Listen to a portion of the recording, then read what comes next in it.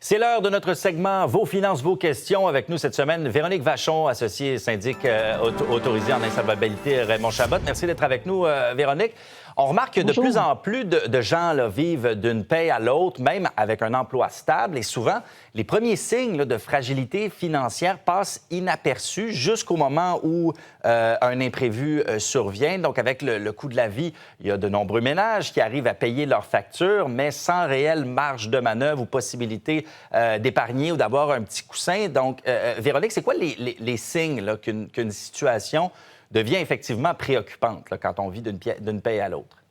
Donc, le premier signe, souvent, là, c'est qu'il n'y a plus rien au compte bancaire quelques jours avant la fin du mois ou quelques jours avant la paye qui arrive. Donc, aussitôt que le salaire se dépose, aussitôt c'est sorti, de vivre de paye en paye, ça amène un grand stress financier qui augmente là, quelques jours avant le dépôt du salaire.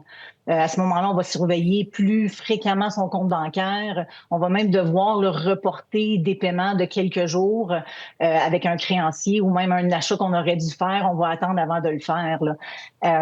Un autre signe qu'on va voir là, régulièrement, c'est qu'on va utiliser le crédit pour pouvoir payer des dépenses qui sont courantes, comme une épicerie ou un essence. On va mettre ça sur la carte de crédit. Le crédit, comme il est normal, il est important, c'est un outil de paiement, mais on peut pas s'en servir comme une source de revenus là, supplémentaire pour boucler la fin du mois. Là. Ça va vous dire qu'il y a beaucoup de gens qui vivent de paye en paye. Selon une récente étude, on parle de 1 Canadien sur 2, donc 50 des Canadiens vivent de paye en paye. Des gens qui ont cette situation-là, quand je les rencontre comme syndic autorisé en insolvabilité, ils vont me dire, ben j'y arrive, là, tu sais, je réussis à la fin du mois à boucler tout ça de peine et de misère. Sauf que s'il arrive un imprévu, ben là, c'est là que tout le château s'écroule. Est-ce que c'est seulement une question de mauvais budget ou de mauvaise planification? Là, parce qu'on se rend compte, un Canadien sur 2, ça peut arriver à pas mal plus de gens qu'on pense. Là. Honnêtement, non. Bien sûr, là, c'est primordial, c'est important de faire un bon budget. Ça, c'est important. Mais c'est peut-être plus complexe que ça. Dans les dernières années, le coût de la vie a tellement augmenté, peut augmenter beaucoup plus rapidement que les revenus des ménages. On peut parler que le loyer occupe maintenant une grande portion du revenu. Les dépenses comme l'électricité ou comme, excusez-moi, l'essence a augmenté également. Donc, ça l'amène des difficultés là, dans le budget des familles. Là. On va voir que les familles ont pris des bonnes décisions financières au cours des dernières années, mais les dépenses ont tellement augmenté que ça ne balance plus. Oui, c'est ça. Puis, vivre d'une paie à l'autre, bon, on en parlait un petit peu plus tôt, bon, ça peut avoir des répercussions importantes là, sur la santé mentale, donc aussi beaucoup de stress, beaucoup d'anxiété. Là. Oui, exactement. Puis pour réussir à diminuer ce stress-là, ben il faut réussir à se créer un coussin financier. On entend souvent là, qu'il faut avoir un 2 mois à 3 mois d'avance. Ça, c'est l'idéal. Quand on regarde ça, on trouve que c'est une grosse montagne à franchir.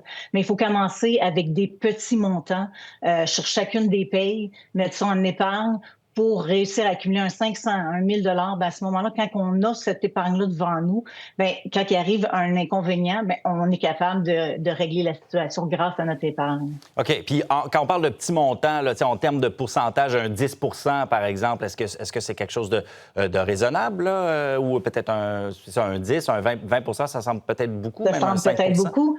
Première chose, j'aurais tendance à vous dire, commencez par faire votre budget. C'est la première étape pour justement voir s'il y a des dépenses à laquelle on pourrait couper ou diminuer pour pouvoir avoir un surplus budgétaire pour mettre en épargne.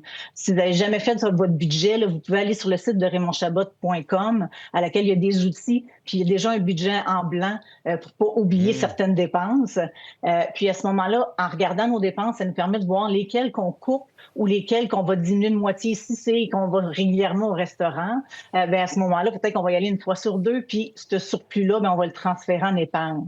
Et j'aurais quand même tendance à vous suggérer d'y aller avec un petit montant pour commencer, même si ça vous paraît petit, pour être certaine que vous allez être capable de le faire, que le transfert va se faire de façon automatique, que vous n'allez pas lui retoucher.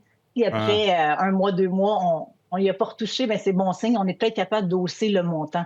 Fait que des fois, là, c'est vraiment de commencer par 50 par paye, mais Ouais. après un mois, on a accumulé un 100, puis après quelques mois, 500 puis juste ça, ça va commencer à tourner la roue, à diminuer le stress financier. Ben oui, c'est ça, un 50 par paye, là, ça fait quand même un 1 300 là, au bout de l'année. Exactement.